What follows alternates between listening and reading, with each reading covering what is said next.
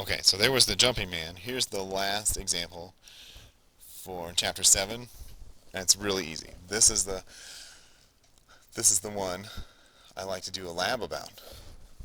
Okay, so first we have to define power, which is just work divided by time.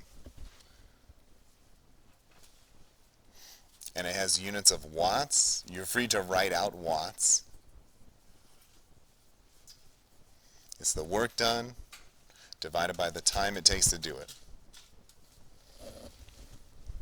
Okay? If you have a constant force, like gravity, okay, when a student walks up the stairs, a person, they just have to lift their own weight against gravity.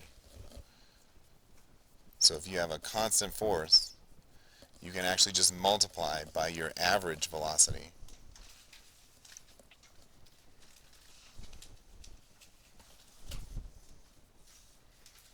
To get the power. Because look, your distance over time is just going to be x minus x0 over delta t. And that's the average velocity. Okay, so when a 60 kilogram student climbs 4.5 meters vertically on the stairs, remember you could take the angle of the stairs and be mg sine theta to get the whole distance, but sine theta times the distance is just the height. So it's the same.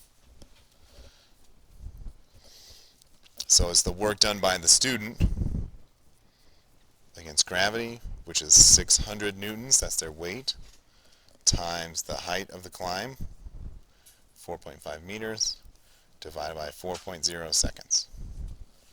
Okay, newtons times meters is joules, divided by seconds is watts, and I think it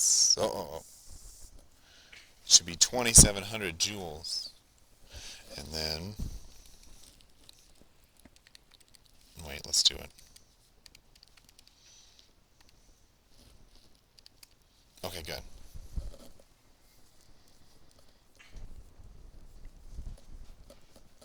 That confused fifth hour that the W for watts and the W for work is actually different. That's okay. Yes, that's most of a horsepower. It's watts because of James Watt, I think. That's his first name, James. The inventor invented a steam engine and said, okay, look, my engine can outwork a horse. I'm even going to measure them in horsepower. Horses are really much, much stronger than that. But this was the horse. They were carting coal out of a mine. So this is the work that a horse could do for like 8 hours, 10 hours, just walking along the track, pulling a cart. Okay. And actually, a real horse has a hard time keeping that up for 8 hours straight, even though they can. So he wanted to say, he exaggerated a little bit the strength of the horse. He wanted to say that, okay, my engine, you just keep shoveling coal in it, and it keeps dragging these things up. Okay, it's much better than a horse, and you don't have to feed the horse or hire the horse doctor because you have this engine. Of course, you had to pay someone to maintain the engine. Um, but that's why horsepower is just a unit of convenience. I'm not sure why, although 550 foot-pounds per second, that's kind of nice. It's probably that. A real horse is probably 500 foot-pounds per second all day. But there you go. So we'll do a lab on this next week. Sure. So, what's the value of having a unit of foot-pounds per second compared to watts? Compared to watts, um, I think it's just part of being British. Foot, pounds, seconds.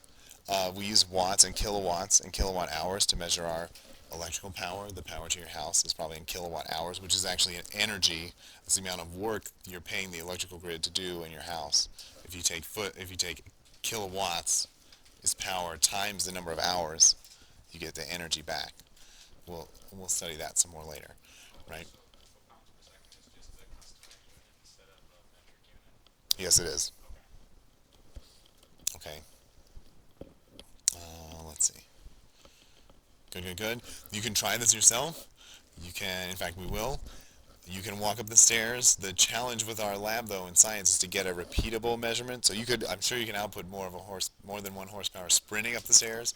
I have some people do it in like 2 seconds sometimes to show that they can do more than a horsepower. But that actually doesn't make the lab easier for your group when you have to analyze it. Because then you get it's difficult to run up again at exactly the same speed.